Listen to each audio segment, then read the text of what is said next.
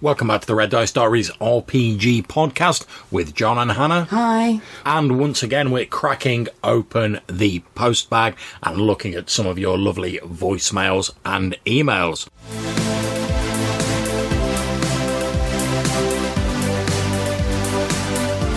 So without further ado, let's see who our first caller is. Hey, John, this is Randy from Biggest Geekus again. I think I screwed up that story. I was chuckling on the inside. So, about my wife's character, the Scion, just to clarify, there was a group of wizards that were their great enemy, and they finally met one on the streets. They were high level, 16th level. She wanted to use diplomacy to get him to stop messing with the kids. And when she goes up to do it, she realizes she has very few ranks in diplomacy. And she was kind of like, oh, screw it, we hate these guys anyway. And so she cast Disintegrate. And everybody just kind of laughed. And after that, anytime we would meet something that was really powerful, the group would look at my wife and say, why don't you use diplomacy? Or it became diplomatize it instead of disintegrate it. So probably loses something if I have to explain it. But it's funny for our group. Take care.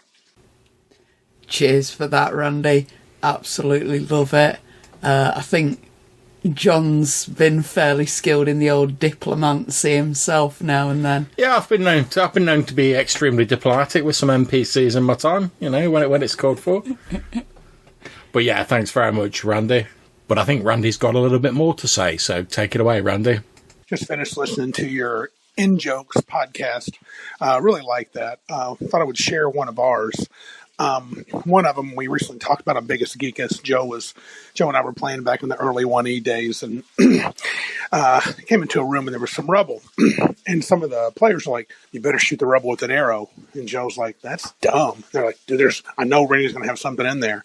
And so I was like, I'm not shooting the rubble. So he walked up, and of course, I didn't have anything planned, but I had to make a giant rock python, which happened to be poisonous, jump out and bite him.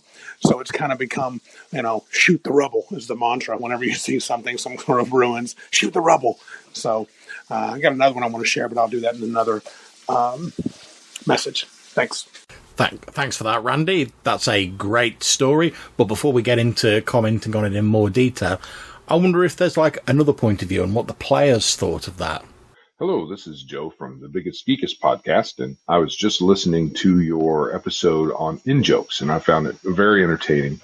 I also have one of my own. There are many, but the one that stands out over the years is where we all holler, shoot the rubble. This comes from when our group was confronted with an empty room except for a little rubble. They all said, shoot the rubble, and I said, no, there's nothing there. It's just rubble. So I walked up to it, and sure enough, a tentacle reached out, grabbed me, and I believe killed me instantly. Though there really wasn't anything there. The DM, who shall remain nameless, Randy, decided to be funny and put something there anyway. So from then on, the whole shoot the rubble thing became a hilarious in-joke for us. We have to explain it sometimes with new people, but they usually get it pretty fast. Anyway, good work on the episode, and talk to you later. Bye.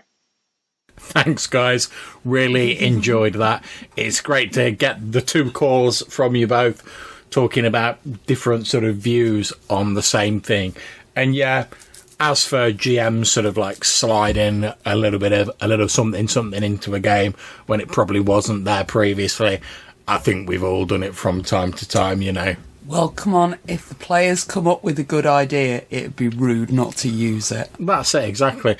And I've always looked at it the way, if players pretty much sort of like telegraph to you as a GM what they want in a game, why not put it in there? You know, if they're telling you what they want and you're all there to have fun, and they're saying, this is what we enjoy, or this is what we're going to find funny, just put it in there. Great stuff. Love the story, guys. Thank you very much for those calling. It's greatly appreciated. How many XP for a pile of rubble? Oh, I don't know, actually. There's probably a chart for it in like the one of the monster manuals somewhere. There'll probably be like a description in like the third ed monster manual of like what skills a pile of rubble has and like different hit.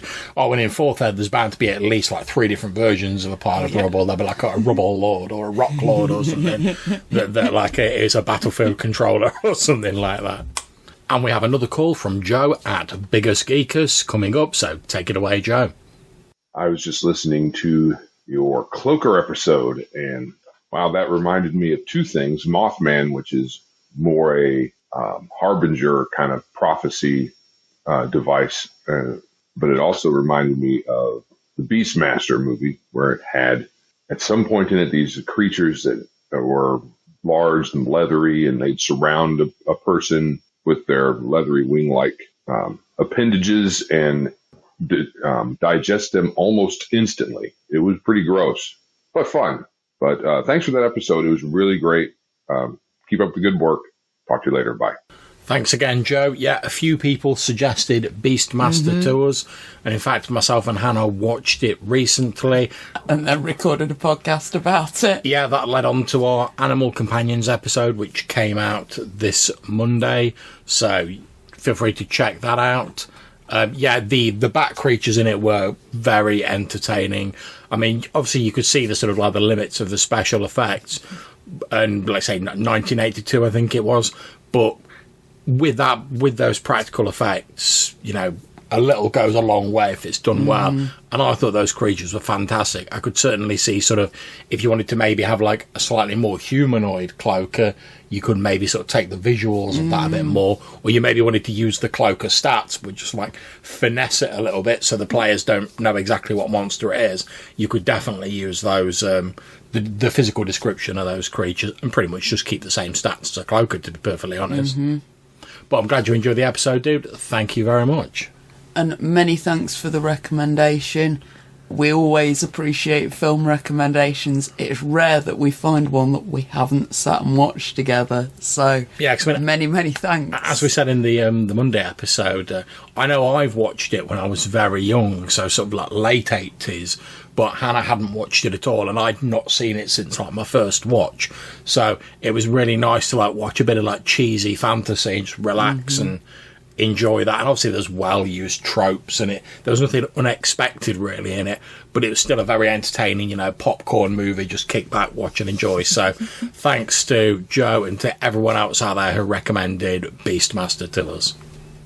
Hey, John, I'm listening to your Animal Companion podcast. I'm going to get back to it here shortly. This is Randy. The spell you're thinking of is Find Familiar. It should be a first-level spell in first edition and second.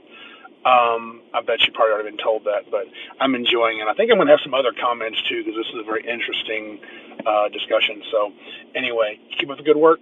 Talk to you later. Hi again, Randy. Many thanks for that.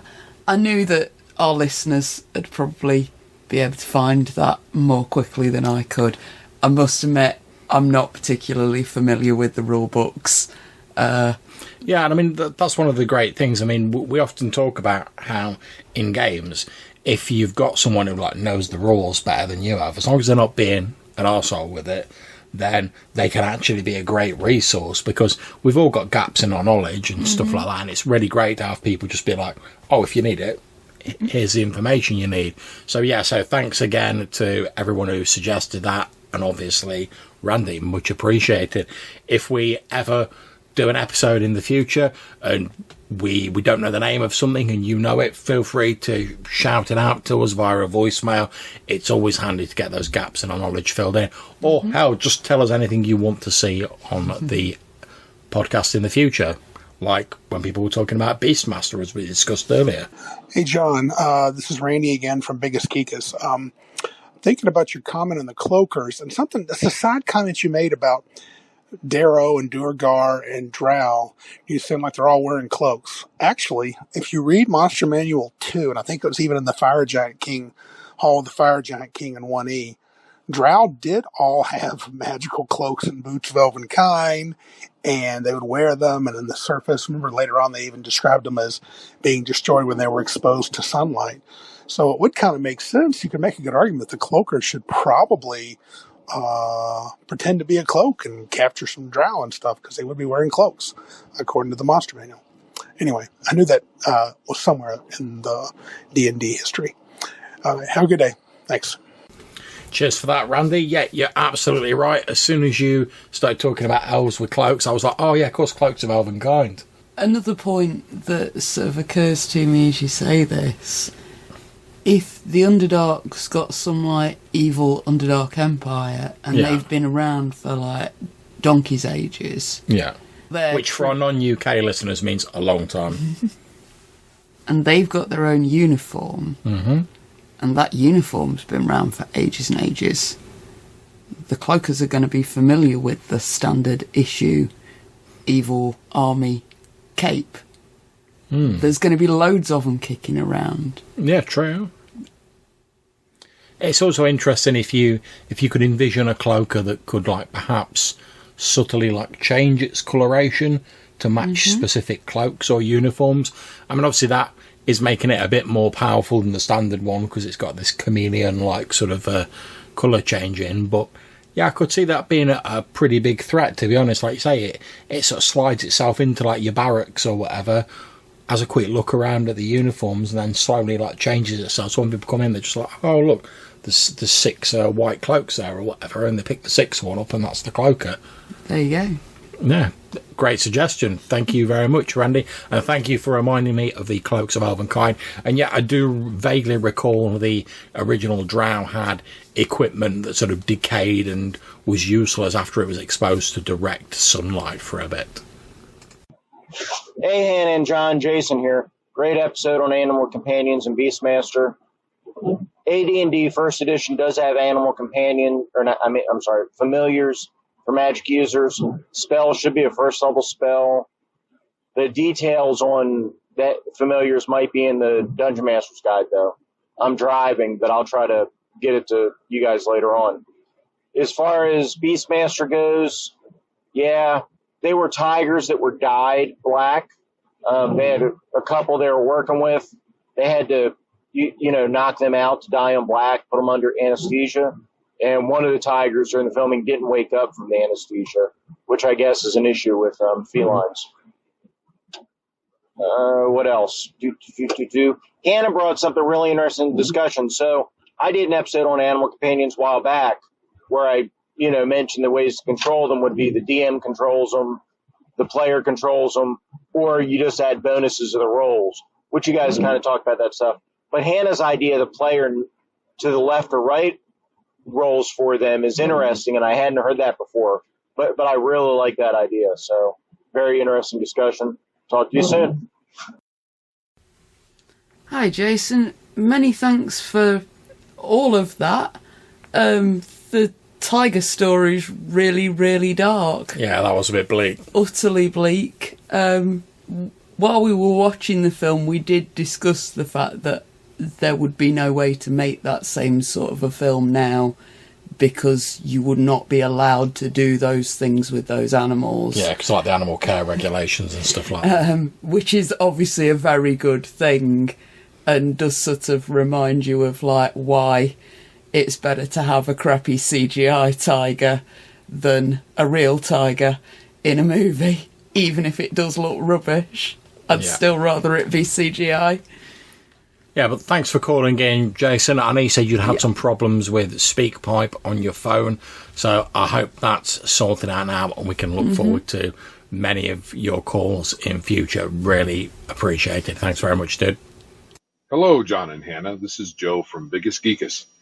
And I'm listening to your episode on Animal Companions, and you were wondering about the first edition version of the familiar ability for the wizard or the magic user at that point.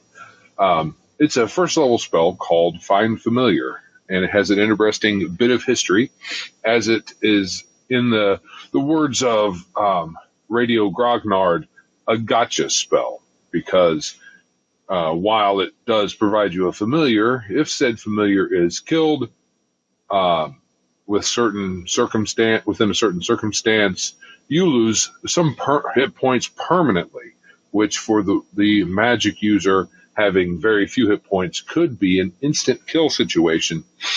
There's a infamous illustration, I believe, in a Dragon magazine, of a fighter holding a cat with a dagger pointed to it in front of its apparent wizard master. So, yes, it has a bit of a history. Anyway, great episode so far. I'll finish listening to it, and you guys have a good day. Bye. Yeah, thanks again, Joe, and thanks to all the people who called in to let us know about the Find Familiar spell. And an interesting bit of history there from Joe.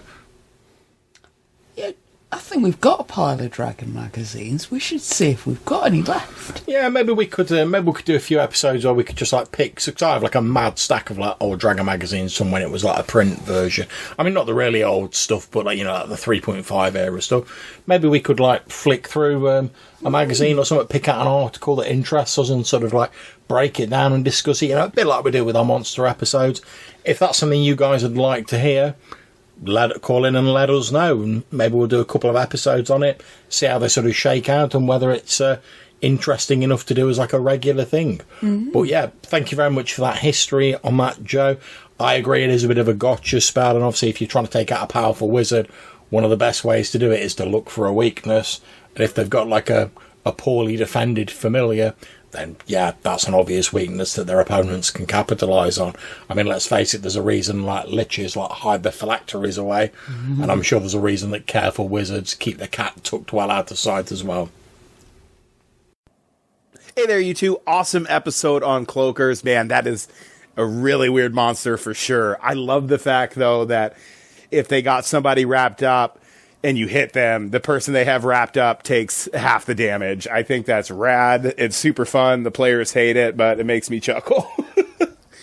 One of the many weird things about me, I think, is that the first time I came across most of these iconic D&D monsters was with Pathfinder, despite the fact that I've been playing RPGs since the mid-'80s.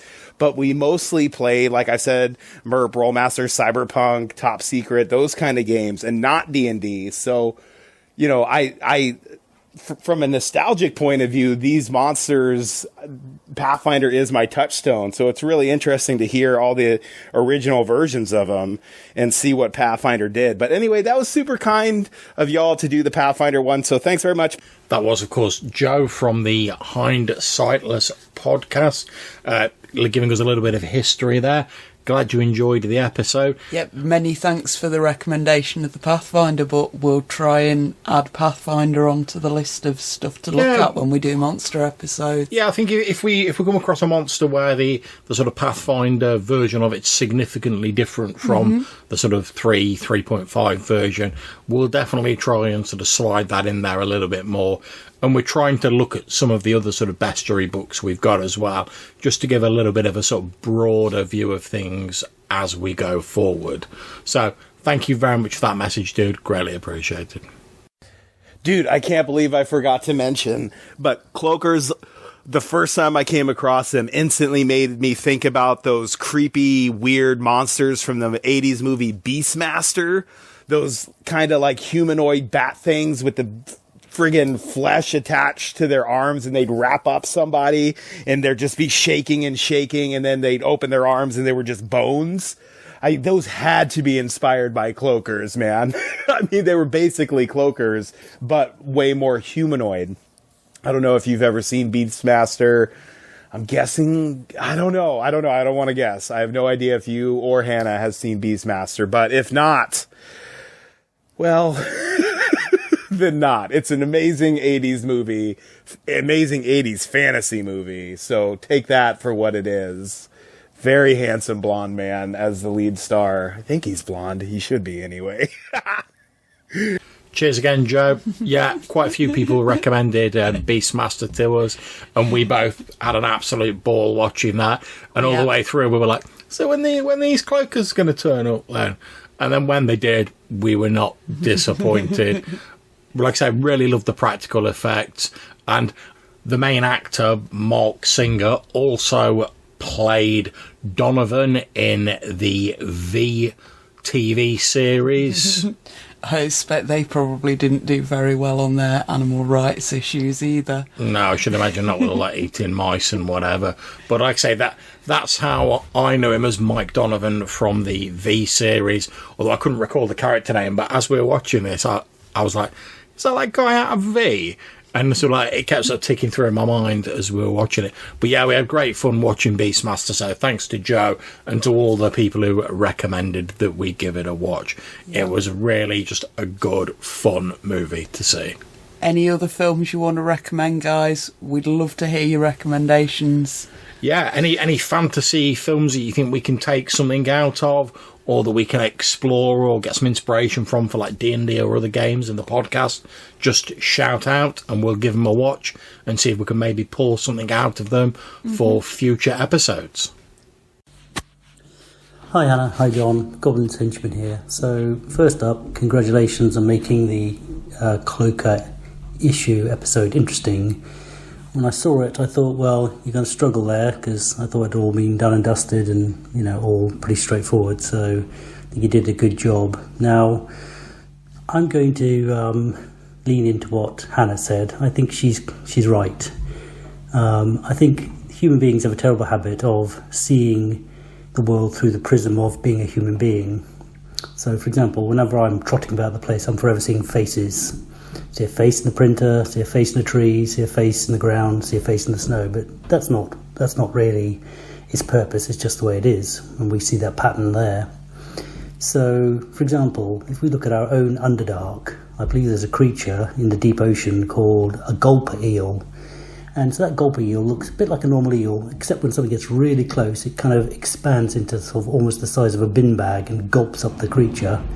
So, I could see an argument there. I don't think D&D creatures need rhyme or reason, actually, but let's just say we go down that route. The Cloaker could have evolved a similar strategy in the Underdark, whereby it's just going for maximum surface area. Something comes nearby, instead of gulping it like a gulper eel, it just kind of like envelops it in a blanket, and then, nom, nom, nom, nom thereafter. So, fast forward a few millennia, or whatever, and then, these humanoids come along and go, oh, look, it's a cloak. And they walk straight into the Cloaker's maw, as it were, and the Cloaker's, its alien mind thinking, don't look a gift humanoid in the mouth.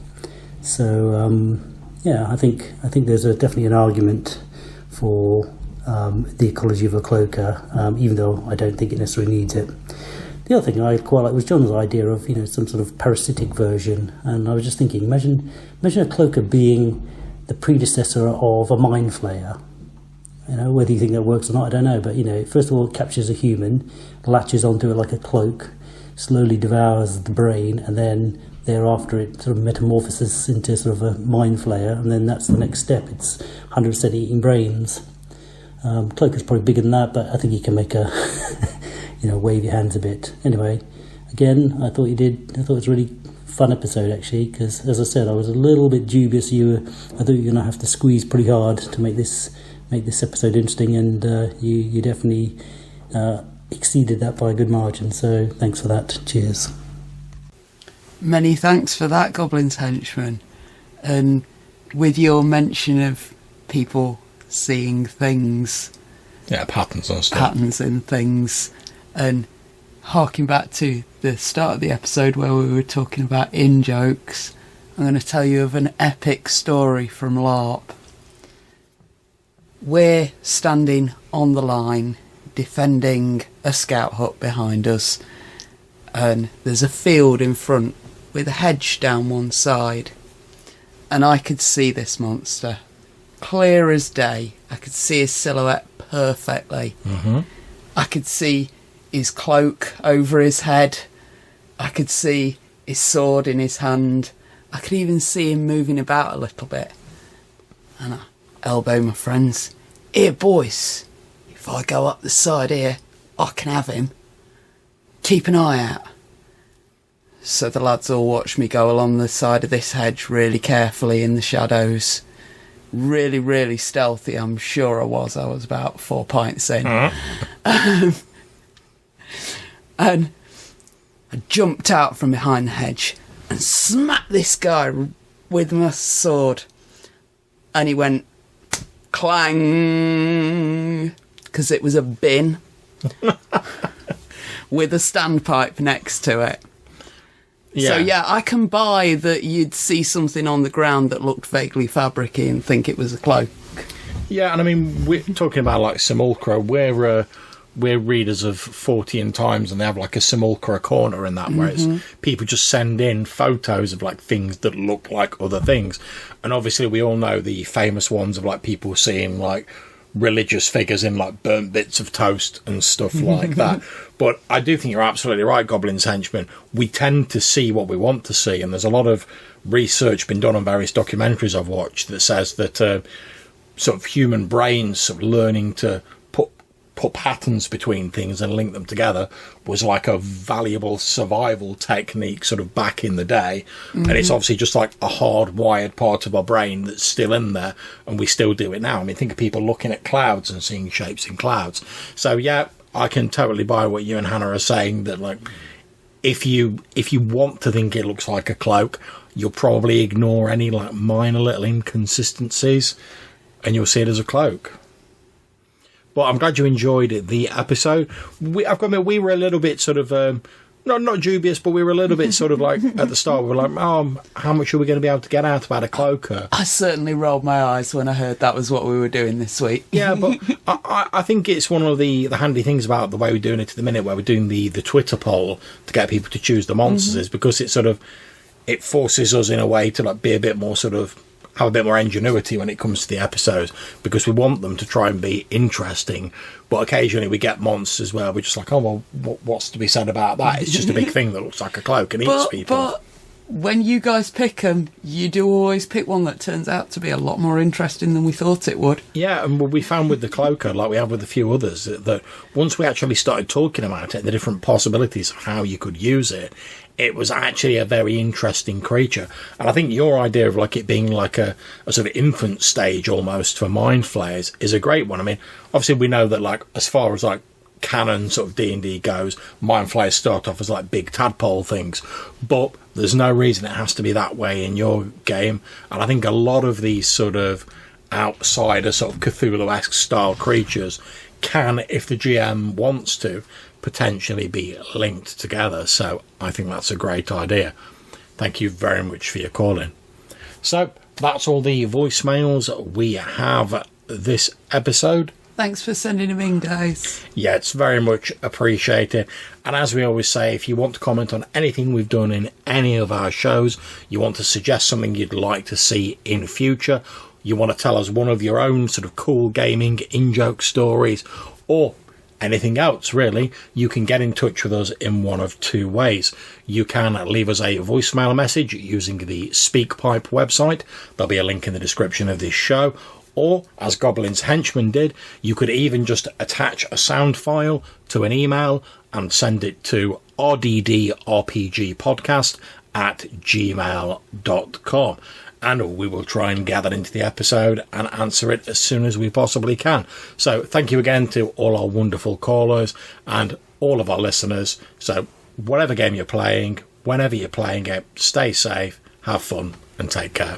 Bye.